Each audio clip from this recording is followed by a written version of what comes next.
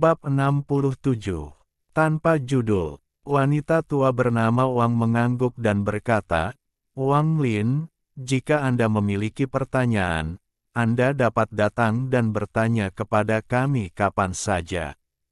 Wang Lin ragu-ragu sejenak, lalu berkata, "Murid memiliki satu permintaan yang saya harap leluhur akan setujui." Wanita tua bernama Wang mengerutkan alisnya dan berkata, "Ada apa?" Wang Lin mengangkat kepalanya dan berkata, "Murid ingin keluar sekali." Wanita tua itu dengan cepat menolak. "Kamu harus fokus untuk mencapai foundation building terlebih dahulu. Anda tidak bisa keluar." Wang Lin mengangkat alisnya dan berkata, "Murid harus keluar untuk melakukan sesuatu. Setelah saya selesai, saya bisa fokus pada kultivasi." Wanita tua itu menatap tajam Wang Lin dan hendak berbicara ketika Liu Wenju menariknya dan dengan hangat berkata, "Leluhurmu Wang mengkhawatirkan keselamatanmu di luar. Bisakah Anda memberitahu saya apa yang akan Anda lakukan di luar?" Wang Lin dengan jujur berkata, "Murid itu sudah bertahun-tahun tidak bertemu orang tuanya, dan pelatihan tertutup ini mungkin akan berlangsung sangat lama, jadi saya ingin pulang dan melihat orang tua saya terlebih dahulu." Liu Wenju merenung sejenak. Dia dan wanita tua itu saling memandang. Kemudian, dia mengeluarkan sepotong batu giok dan berkata, "Oke, cepat pergi dan cepat kembali." Sepotong batu giok ini dapat menerima satu pukulan dari pembudidaya formasi inti. Hanya gunakan saat hidupmu dalam bahaya. Wang Lin terkejut. Dia dengan cepat mengambilnya dan memasukkannya ke dalam tasnya. Jumlah harta yang dimilikinya terlalu rendah. Hanya dua yang dia miliki adalah jimat dari Zhang Hu dan batu giok ini. Ini adalah teknik untuk membuka formasi di sini. Ingat baik-baik. Liu Wenju mengeluarkan sepotong batu giok lagi, lalu masuk ke sebuah ruangan untuk pelatihan pintu tertutup bersama wanita tua itu. Setelah mengucapkan selamat tinggal kepada semua orang, dia menggunakan teknik tersebut untuk membuka formasi. Dia mengambil napas dalam-dalam dan melompat keluar dari gua. Setelah dia meninggalkan gua, dia tidak berhenti, tetapi melompat ke udara, mengaktifkan teknik tarikan di sekitar tubuhnya, dan terbang ke atas. Si Tunan berkata kepada Wang Lin, "Kamu akhirnya pergi. Apakah Anda berencana untuk kembali?" Setelah merenung sedikit, Wang Lin berkata, "Saya tidak akan kembali dalam waktu dekat. Setelah saya menyelesaikan masalah di rumah, saya punya rencana sendiri." Si Tunan berkata, "Jika tebakanku benar, setelah kamu memberikan elemen kayu yang cukup untuk surga, kemampuannya untuk memperlambat waktu akan meningkat pesat. Saat ini 10 kali, tapi sekali elemen kayu diisi, mungkin 100 kali. Pada saat itu, kecepatan kultivasi Anda akan meningkat pesat." Saat keduanya berbicara, Wang Lin terbang dengan sangat cepat, meninggalkan jejak merah di belakangnya. Setelah sehari, dia memasuki pegunungan selatan Sekte Heng Yue. Dia takut menarik perhatian, jadi dia melambat sedikit. Pada hari kedua, dia tiba di desa kecil itu. Dari kejauhan, desa itu tampak sama seperti sebelumnya. Tidak terlalu banyak perbedaan selain rumahnya sendiri. Itu berubah dari satu rumah menjadi rumah 3 kamar dengan tanda Fortune raksasa di gerbang utama. Meskipun hampir tidak ada cahaya, suara anjing dan ayam jantan terdengar. Asap mengepul dari desa di pagi hari saat semua orang bangun untuk memasak sarapan. Wang Lin berdiri di pintu masuk desa, menatap rumahnya sendiri. 5 tahun telah berlalu dalam sekejap mata, tapi dia masih bisa merasakan dengan jelas tatapan penuh harapan dari orang tuanya. Dia sedikit ragu, tetapi dia tidak masuk. Dia mengelilingi desa sebentar, lalu menemukan tempat untuk duduk dan berkultivasi dengan pohon-pohon menyembunyikan tubuhnya. Dia tidak yakin apakah orang-orang dari Sekte Suandao akan datang membunuh orang tuanya sebagai bentuk balas dendam padanya. Jadi, sebelum dia menyelesaikan masalah ini, dia tidak ingin pulang dan mengkhawatirkan orang tuanya. Waktu perlahan berlalu dan dalam sekejap mata, Wang Lin telah tinggal di luar desa selama sebulan. Di bulan ini, Wang Lin terus menyebarkan indera ilahinya setiap saat. Pada hari tertentu, cahaya dingin melintas di mata Wang Lin. Dia berkata, "Jadi, mereka datang juga." Dua lampu pedang dengan cepat terbang menuju desa. Setelah mereka mendarat, mereka mengungkapkan sosok mereka. Satu orang mengenakan jubah hitam yang menutupi seluruh tubuhnya, sehingga mustahil untuk melihat siapa orang itu, tetapi orang ini mengeluarkan bau yang menjijikkan. Suara penuh kebencian datang dari individu berjubah hitam. Dia berkata, "Zhang Kuang, orang tua Wang Lin tinggal di sini." Di sisinya ada seorang pemuda yang sangat tampan. Dia memiliki tampilan yang sangat tajam dan fitur yang sangat maskulin, tetapi matanya tidak cerah. Mereka dipenuhi dengan sedikit keserakahan. Dia berbisik, "Kakak senior, Wang Zuo benar-benar tercela. Saya pikir betapa dia mengejek Wang Lin, dia akan memberitahu saya di mana orang tuanya berada, tetapi dia tidak mengatakan sepatah kata pun. Syukurlah, saya pintar dan memeriksa pendaftaran murid Sekte Heng Yue dan menemukan bahwa dia berasal dari desa ini, tetapi saya tidak tahu rumah yang mana." Setelah dia mengatakan itu, dia berpikir, "Wang Lin, kita berasal dari sekte yang sama sebelumnya, jadi aku masih mengkhawatirkanmu, tapi sekarang, aku adalah murid dari Sekte Suandao. Tidak peduli apapun, aku harus mencuri harta yang kamu miliki." Orang yang terbungkus jubah hitam adalah murid kepala Sekte Suandao, Zhou Peng. Kebenciannya pada Wang Lin telah mencapai batasnya. Dia berharap bisa memakan daging Wang Lin dan meminum darah Wang Lin karena seluruh reputasinya dirusak oleh Wang Lin. Sekarang, tubuhnya tertutup debu hitam yang tidak bisa dibersihkan, jadi dia harus menutupi dirinya dengan jubah hitam agar orang tidak bisa melihatnya. Debu hitam ini setidaknya bisa disembunyikan oleh pakaian, tapi bau yang dipancarkan debu hitam itu masih ada.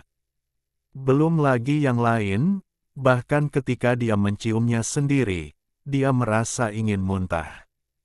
Dia dengan dingin mendengus dan berkata, "Zhang Kuang, kamu mengatakan bahwa Wang Lin berubah dari sampah menjadi ahli begitu cepat karena cairan itu."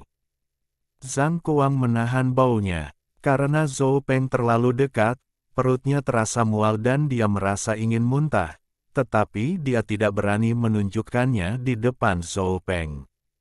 Dia dengan cepat menjawab, "Kakak senior, mengapa saya berani membodohi Anda?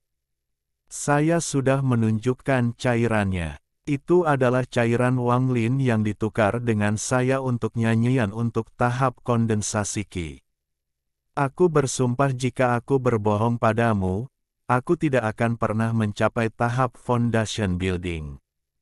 Zhou Peng melepas tudungnya, memperlihatkan wajahnya yang hitam tertutup debu. Sebuah cahaya ganas melintas di matanya dan dia berkata, "Bagus. Zhang Kuang, jika apa yang kamu katakan itu benar, maka, di masa depan, selama aku ada, tidak ada yang berani mengganggumu di Sekte Suandao." Wajah Zhang Kuang menunjukkan ekspresi bersemangat, tetapi saat dia menundukkan kepalanya, dia berpikir, Aku, Zhang Kuang, bukanlah seseorang yang perlu mengikuti bayangan orang lain. Begitu saya memiliki pijakan di Sekte Suandao, saya akan dapat mencapai tahap pembangunan yayasan dalam beberapa lusin tahun. Zhou Peng mengungkapkan ekspresi mengejek ketika Zhang Kuang menundukkan kepalanya. Zhou Peng kemudian bertanya, apakah Anda sudah memberitahu orang lain tentang cairan ini? Bab 68, tanpa judul. Zhang Kuang menggelengkan kepalanya dan berkata, kakak senior, di seluruh sekte Suandao, hanya kita berdua yang tahu tentang ini. Saya tidak memberitahu orang lain. Mata Zhou Peng menyipit. Dia mencengkeram leher Zhang Kuang dan berteriak, Zhang Kuang, kamu bohong. Zhang Kuang tidak berani menyerang balik. Wajahnya memerah saat melihat niat membunuh di mata Zhou Peng. Dia mengatupkan giginya dan berkata, kakak senior, jika kamu tidak percaya padaku, kamu bisa menggunakan teknik pencarian jiwa. Apa yang saya katakan adalah 100% benar. Saya tidak memberitahu orang lain. Mata Zhou Peng berbinar. Dia mendengus dan berkata, aku akan mempercayaimu untuk saat ini. Tangkap orang tua Wang Lin dan bunuh mereka. Saya akan memurnikan jiwa mereka menjadi bendera roh. Kita bisa menggunakannya untuk menemukan Wang Lin. Kemudian, menggunakan jiwa orang tuanya untuk menyerangnya. Kecuali dia mencapai tahap foundation building, jiwanya akan hancur. Tubuh Zhang Kuang menggigil. Dia belum pernah mendengar teknik kejam seperti itu sebelumnya, jadi dia sedikit ragu. Mata Zhou Peng menyipit. Pergi. Dia berteriak. Zhang Kuang mengatupkan giginya dan berlari menuju desa. Niat membunuh memenuhi mata Wang Lin. Ini adalah pertama kalinya dia ingin membunuh seseorang. Si Tuna langsung berteriak, benar. Bunuh, bunuh, bunuh, bunuh mereka semua. Anda terlalu lemah sekarang, tetapi jika Anda cukup kuat, Anda harus membunuh jalan Anda ke Sekte Suandao dan membunuh mereka semua. Saat itu, saya suka melakukan hal-hal ini. Ini adalah pertama kalinya Wang Lin tidak menentang ide si Tunan. Dia menggerakkan tubuhnya dan mengejar Zhang Kuang. Langkah Zhang Kuang melambat hingga hampir berhenti, namun pada akhirnya, dia menarik napas dalam-dalam dan menjadi lebih bertekad, lalu bergerak lebih cepat menuju desa. Tepat pada saat itu, ekspresinya tiba-tiba berubah. Dia menoleh dan melihat Wang Lin mengikuti di belakangnya seperti hantu di udara. Zhang Kuang mundur beberapa langkah dan memaksakan senyum. Kakak senior, kamu. Wang Lin tetap diam. Dia menunjukkan senyum dingin. Kakak senior, aku. Ketika Zhang Kuang melihat ekspresi Wang Lin, jantungnya berdetak kencang dan dia mundur beberapa langkah sambil meletakkan tangannya di tas pegangannya. Zhang Kuang, bukankah kamu mencari rumahku? Itu di sana. Wang Lin menunjuk ke arah rumahnya. Jantung Zhang Kuang berdebar kencang. Dia jatuh ke tanah, berlutut, dengan wajah penuh rasa malu, dan berteriak, kakak senior, aku salah. Ini salah Zhou Peng. Dia memaksaku untuk datang, pada saat itu, dia mengeluarkan sepotong batu giok dan melemparkannya ke udara dengan ekspresi serius.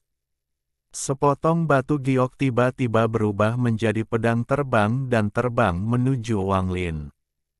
Zhang Kuang dengan cepat mulai melantunkan mantra sambil mengeluarkan potongan kayu hitam.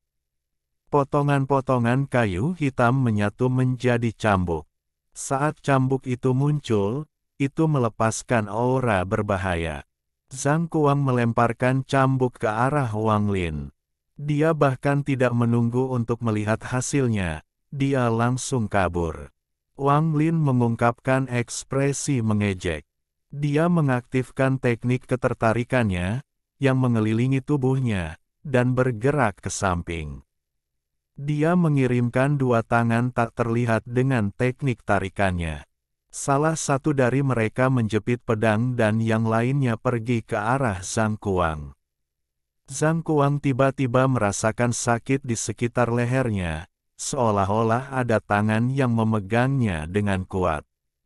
Wajahnya menjadi ungu. Dia melepaskan teknik yang telah dia bentuk dengan tangannya dan meraih lehernya. Niat membunuh memenuhi mata Wang Lin. Dengan suara retak, leher Zhang Kuang tertekuk saat matanya dipenuhi keputusasaan. Darah keluar dari mulutnya, dan setelah Wang Lin melepaskan teknik atraksi, dia jatuh ke tanah. Tubuhnya berkedut sedikit sebelum akhirnya lemas selamanya. Saat Zhang Kuang meninggal, pedang terbang itu bergetar dan berubah kembali menjadi sepotong batu giok. Wang Lin mengambil batu giok itu dari udara. Adapun cambuk hitam panjangnya, itu juga kehilangan dukungannya dan berubah menjadi potongan kayu hitam, yang juga disingkirkan oleh Wang Lin. Setelah Wang Lin mengambil tas pegangan Zhang Kuang, dia menggunakan teknik bola api untuk membakar tubuhnya, lalu bergegas menuju tempat Zhou Peng berada. Zhou Peng menunggu setengah hari. Dia diam-diam mengutuk Zhang Kuang karena sangat lambat. Dia akan pergi untuk melihat apa yang sedang terjadi ketika ekspresinya tiba-tiba berubah. Dia merasakan fluktuasi energi spiritual dari desa. Saat dia akan memeriksanya, dia merasakan niat membunuh yang kuat bergerak cepat ke arahnya. Zhou Peng terkejut. Dia berteriak, "Siapa yang membunuh Zhang Kuang?" Kehadirannya benar-benar hilang, artinya dia telah mati.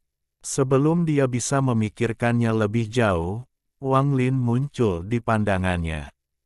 Ekspresi Zhou Peng sangat berubah.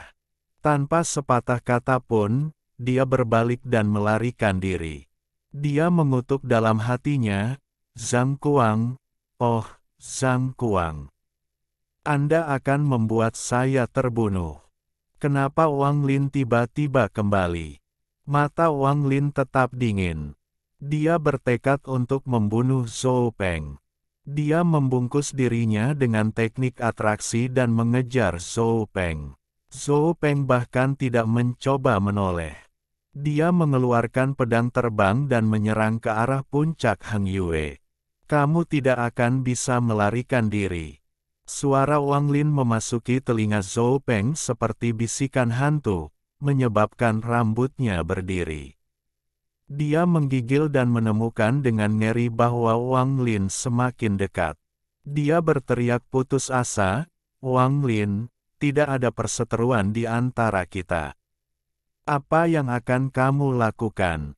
Wang Lin tersenyum dingin dan berkata, "Tidak ada perseteruan di antara kita. Anda sendiri mengetahuinya dengan baik. Zhou Peng, kamu akan mati hari ini." Zhou Peng mengerang dalam hatinya. Dia mengatupkan giginya dan memaksa pedang terbang itu sampai batasnya. Dia berpikir, selama aku mencapai sekte itu, tidak peduli seberapa kuat dia tidak akan bisa membunuhku. Mata Wang Lin berbinar. Dia mengaktifkan teknik ketertarikannya dan meraih ke arah Zhou Peng. Zhou Peng telah waspada terhadap tangan penangkap naga selama ini. Ketika tangan penangkap naga datang, dia terbang lebih dekat ke tanah. Dia hampir menghindari teknik itu. Tubuhnya aman, tetapi pedangnya terkena, menyebabkan dia berputar sedikit sebelum dia memantapkan dirinya. Wajah Zhou Peng menjadi gelap. Pedang terbangnya tidak berhenti saat dia melanjutkan pelariannya. Wang Lin mulai gugup. Teknik ketertarikannya hanya memiliki jarak tertentu dan begitu dia melewati jarak itu, kekuatan tekniknya menurun drastis. Dia mulai khawatir. Dia mungkin tidak dapat menangkap Zhou Peng sebelum Zhou Peng kembali ke sekte tersebut. Dia tahu bahwa dia tidak boleh membiarkan Zhou Peng pergi karena tidak hanya akan membahayakan dirinya sendiri, tetapi juga membahayakan orang tuanya. Dia segera berkata kepada si Tunan, "Situ senior, apakah ada cara bagi saya untuk segera menangkapnya?" Si Tunan dengan tenang berkata, "Ada, tapi..."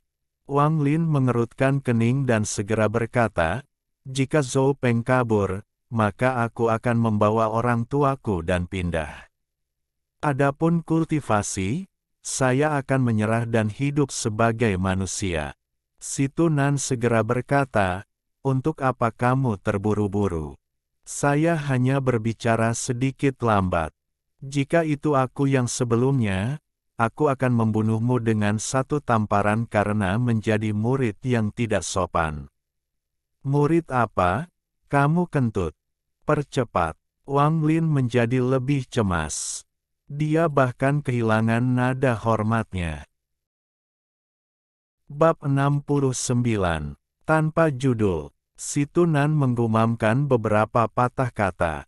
Dia tahu bahwa Wang Lin sangat khawatir, jadi dia tidak membuang waktu lagi. "Masih ada sedikit esensi jiwaku yang tersisa.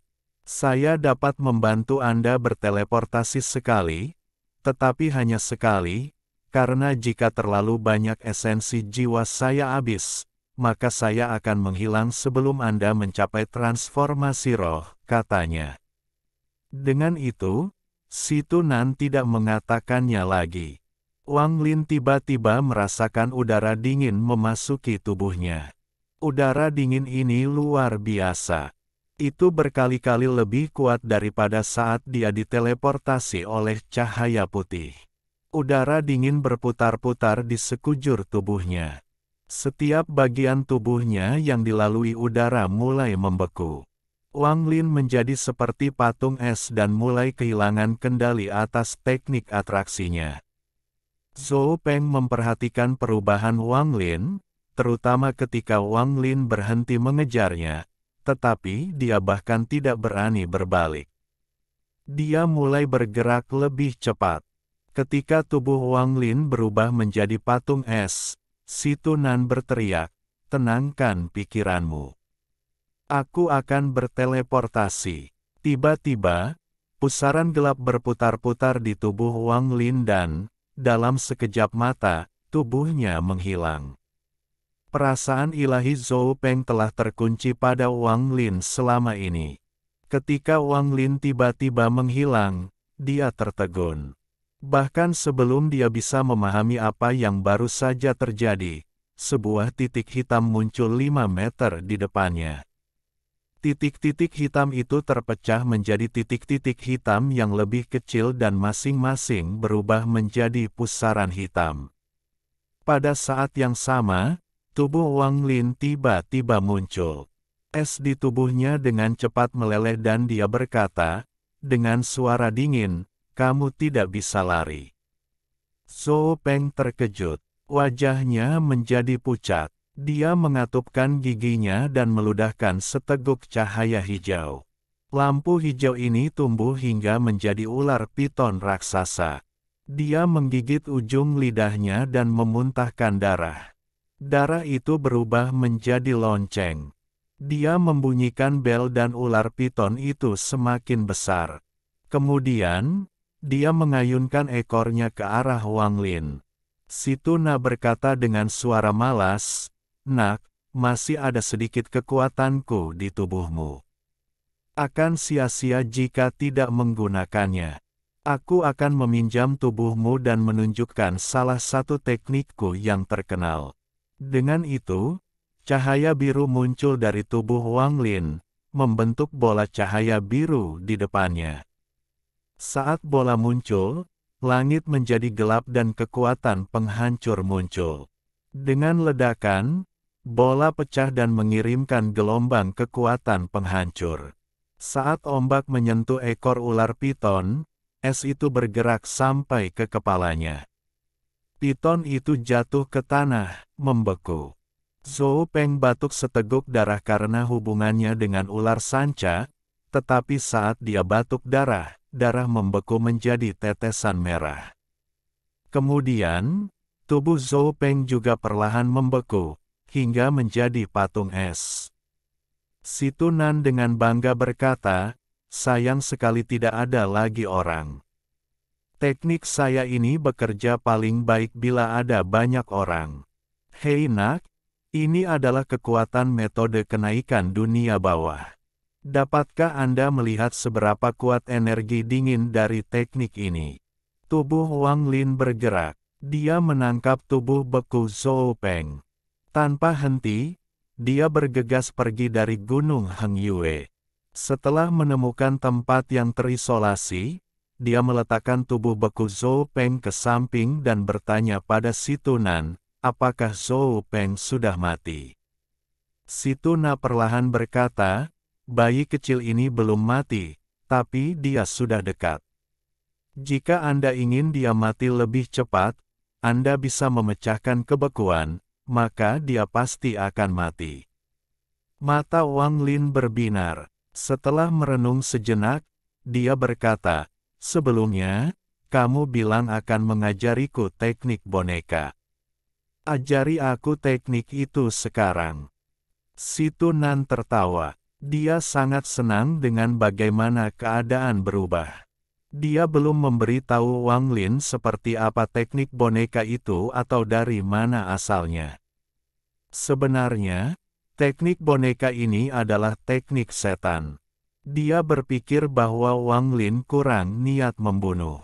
Dengan kurangnya niat membunuh, bahkan jika Wang Lin memiliki 10 nyawa, itu tidak akan cukup untuk bertahan hidup di dunia kultivasi. Si Tunan telah berusaha sangat keras untuk mengubah sifat Wang Lin dan sepertinya dia akhirnya berhasil. Si Tunan sangat senang. Teknik boneka ini harus dilakukan olehmu. Saya akan memberitahu Anda bagaimana melakukannya setelah Anda menemukan gua terpencil, katanya dengan gembira. Wang Lin meraih Zhou Peng. Dia mencari-cari sampai dia menemukan sebuah gua dan masuk ke dalam. Si Tunan perlahan berkata, aku akan melepaskan esnya sekarang. Zhou Peng dalam keadaan hampir mati. Anda harus membuka tubuhnya, mengeluarkan organ dalamnya, dan mulai memurnikannya. Wang Lin tertegun. Dia ragu-ragu sebentar, lalu berkata, keluarkan organ dalamnya dan perbaiki. Ini, si Tuna diam-diam tertawa dan berkata, ini adalah langkah penting untuk membuat boneka. Jika Anda tidak dapat melakukannya, maka saya tidak dapat membantu Anda. Dia diam-diam berpikir, Brad, kamu belum pernah melihat darah, jadi bagaimana kamu bisa haus darah?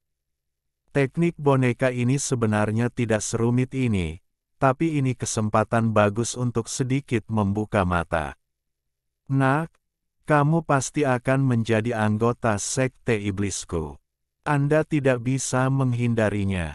Sambil memikirkan itu, si Tunan dengan cepat berteriak, aku akan menghilangkan esnya.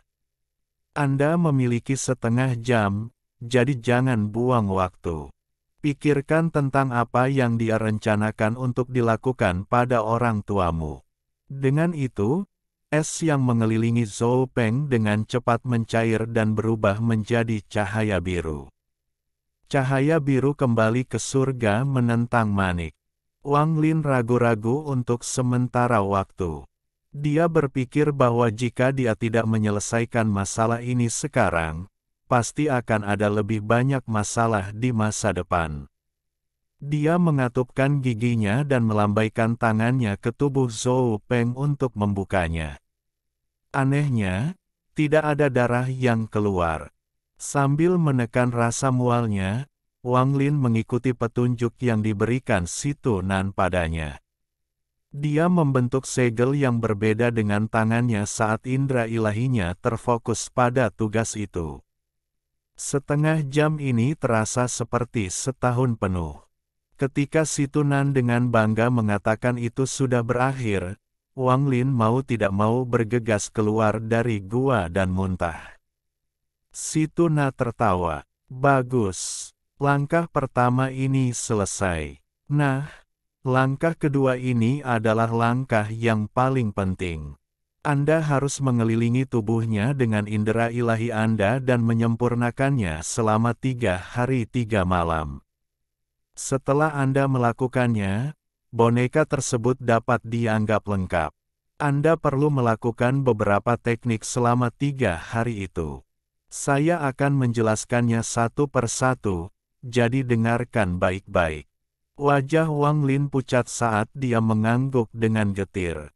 Dia mengambil napas dalam-dalam dan kembali ke gua. Bab 70. Kembali ke rumah. 3 hari kemudian, Wang Lin meninggalkan gua dengan penuh keringat. Zhou Peng berjalan di belakangnya dengan mata berkabut. Zhou Peng, kamu kembali ke Sekte Suandao. Ikuti arahan saya dan bunuh semua orang yang ingin menyakiti saya.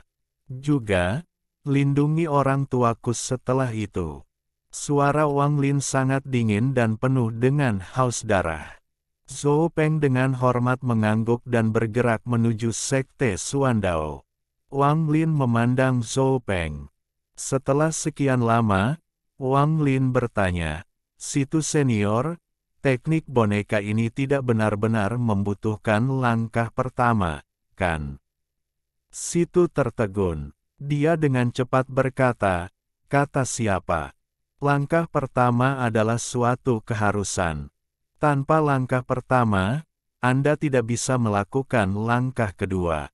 Setelah Wang Lin secara pribadi membuat boneka sendiri, dia merasa ada sesuatu yang salah.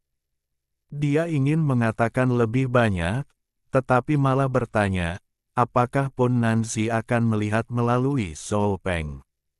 Si Tunan ragu-ragu sejenak, lalu menjawab, "Sejujurnya, ketika Anda membuat boneka itu, saya menempatkan sebagian esensi saya di dalamnya. Jadi, jika seorang kultivator jiwa yang baru lahir tidak melihat dengan sangat hati-hati, mereka seharusnya tidak melakukannya, dapat menemukan sesuatu yang salah. Juga, Pun Nanzi itu harus berada dalam pelatihan tertutup hampir sepanjang waktu, jadi kemungkinan dia mengetahuinya rendah." Wang Lin merenung sejenak. Dia menggerakkan tubuhnya dan melesat seperti pelangi menuju desa. Dia tidak berhenti sama sekali dan terbang menuju rumahnya. Bahkan sebelum dia memasuki gerbang, dia mendengar suara yang dikenalnya datang dari dalam. "Bocah cilik, bagaimana bisa ada orang yang menjadi tukang kayu seburuk dirimu?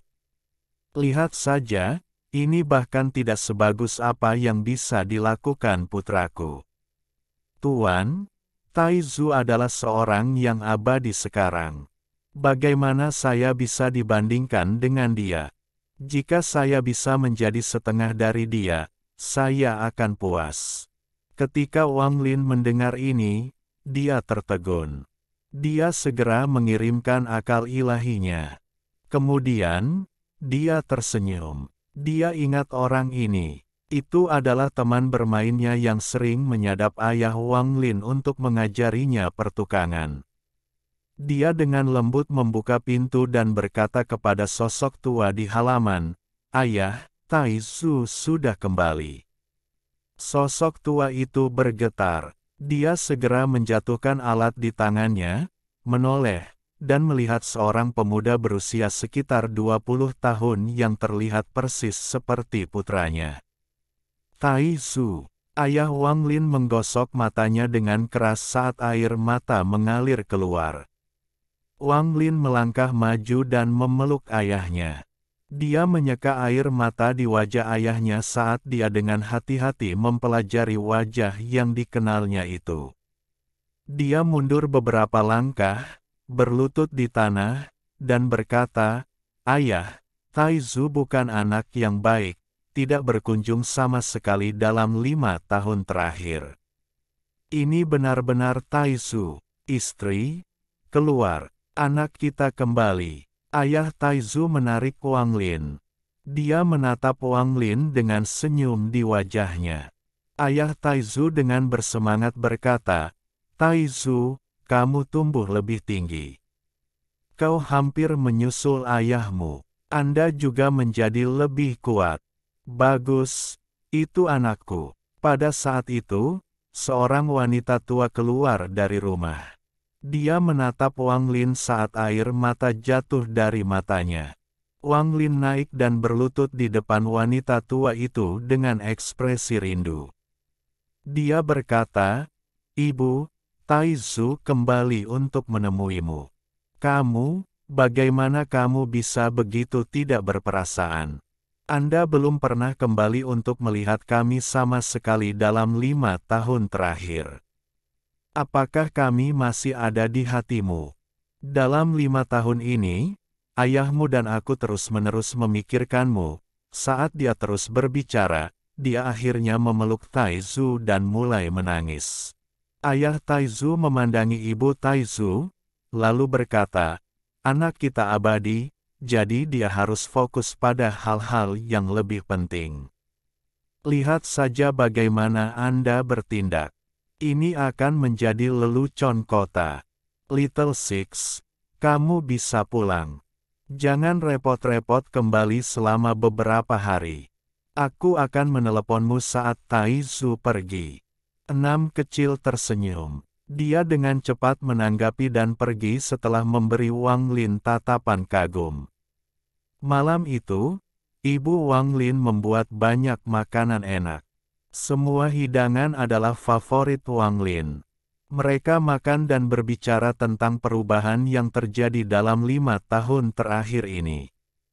Wang Lin tidak perlu makan dalam beberapa tahun terakhir ini, tetapi masakan ibunya terlalu enak untuk dia tolak. Selama percakapan, orang tua Wang Lin bertanya tentang gunung raksasa yang muncul di atas sekte Heng Yue. Wang Lin sedikit ragu dan berbohong bahwa sekte Heng Yue pindah, jadi dia tidak akan bisa sering kembali. Orang tuanya tidak meminta menggali lebih dalam tentang hal ini. Mereka hanya menyuruhnya untuk merawat tubuhnya. Dalam 5 tahun terakhir ini, banyak yang telah berubah. Kerabat sering berkunjung dan, dengan bantuan paman keempat, ayah Wang Lin bisa mendapatkan kembali bagiannya dari warisan keluarga. Ayahnya tidak banyak mengukir dirinya lagi, tetapi dia menerima beberapa murid dan mewariskan keahliannya. Little Six adalah murid terpintar. Dia sudah berhasil mempelajari 50 atau 60% dari keterampilan. Ketika Wang Lin mendengar ini, dia tersenyum dan berkata, "Ayah, aku melihat ukiran kayu yang dibuat Little Six. Mereka cukup bagus, tidak seburuk yang Anda katakan." Ayah Wang Lin mendengus dan berkata, "Mereka masih terlalu miskin. Ketika saya mengajari Anda cara mengukir, Anda baru berusia 8 tahun, dan Anda sudah melakukannya lebih baik darinya." Ibu Taizu menatap putranya dengan mata penuh cinta dan berkata, "Ya, Taizu, kami selalu lebih pintar dari mereka."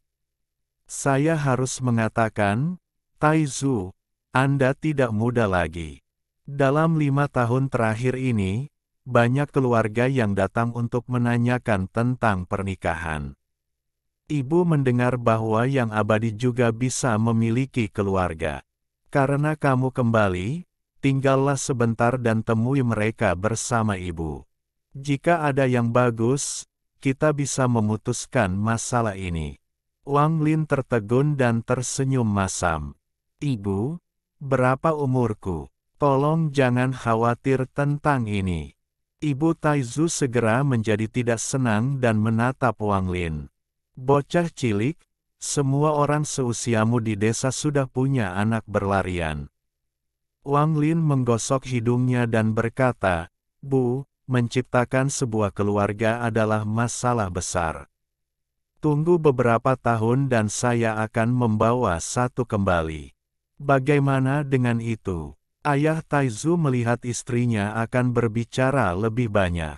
Dia terbatuk dan berkata, "Istriku, mengapa kamu mengkhawatirkan hal-hal yang tidak berguna ini?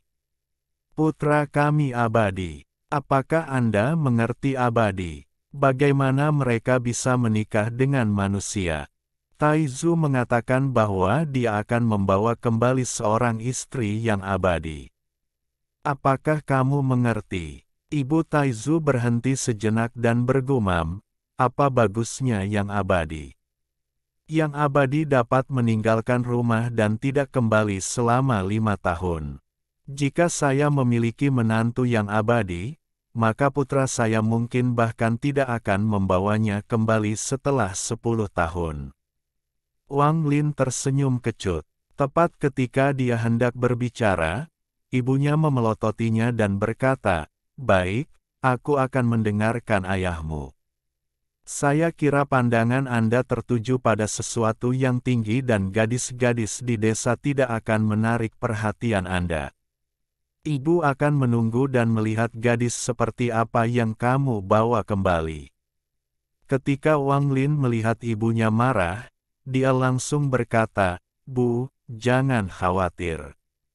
Putramu pasti akan membawakanmu kembali menantu yang baik." Setelah makan malam, orang tua Wang Lin mengajukan pertanyaan tanpa akhir sampai larut malam sebelum akhirnya mereka tidur. Alhamdulillahi jazakumullahu khairo. Oke, cukup sekian novel kali ini. Mungkin ada kata-kata yang kurang pas, saya minta maaf yang sebesar-besarnya. Semoga yang sudah baca Allah paring kesehatan, rezeki yang barokah, dan umur yang panjang. Amin. Untuk membantu admin jangan lupa klik tombol subscribe ya.